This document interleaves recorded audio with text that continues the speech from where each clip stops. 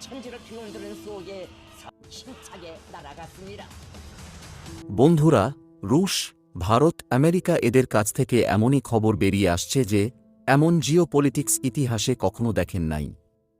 প্রধানত রুশ ও আমেরিকার যে ঠান্ডা যুদ্ধ চলছে, যার কারণে আজ আমেরিকা ভারতকে এমন ডিফেন্স সিস্টেম অফার করেছে যেটা ভারতকে তৈরি করতে 5 থেকে 7 বছর সময় লেগে যেত, কিন্তু রুশ এবং আমেরিকার মধ্যে যে দ্বন্দ্ব চলছে, যার ফলে অতি সহজে ভারতের হাতে এই টেকনোলজি আমেরিকার কাছ থেকে আসতে চলেছে।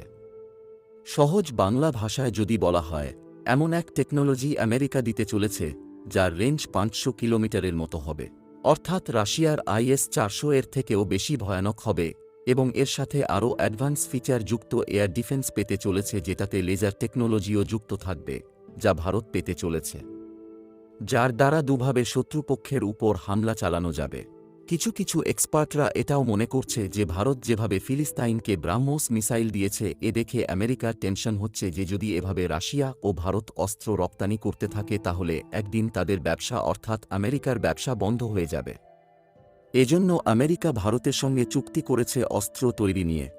ভারত ও আমেরিকার মধ্যেও সম্পূর্ণ চুক্তি কী হয়েছে তা আমরা এই ভিডিওর মাধ্যমে সম্পূর্ণ জানব। তার আগে চ্যানেলে যদি নতুন হয়ে থাকেন তাহলে চ্যানেলটিকে সাবস্ক্রাইব করে লাইক করে দিন, কারণ আপনাদের কাছে এটি 5 সেকেন্ডের কাজ, কিন্তু আমাদের অনেক উপকারে লাগবে।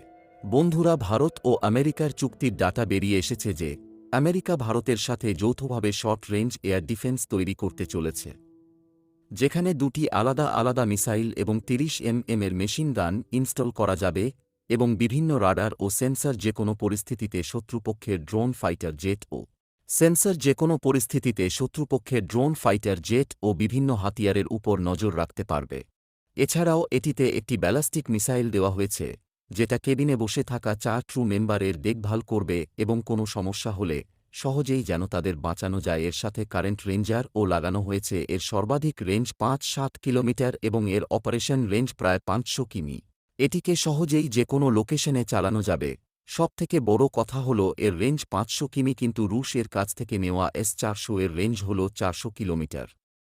এর সাথে লাগানোর লেজার সিস্টেম 50 কিলোওয়াটের লেজার উৎপন্ন করে, যা যে কোনো দুশ্মনের অস্ত্র ধ্বংস করতে সক্ষম।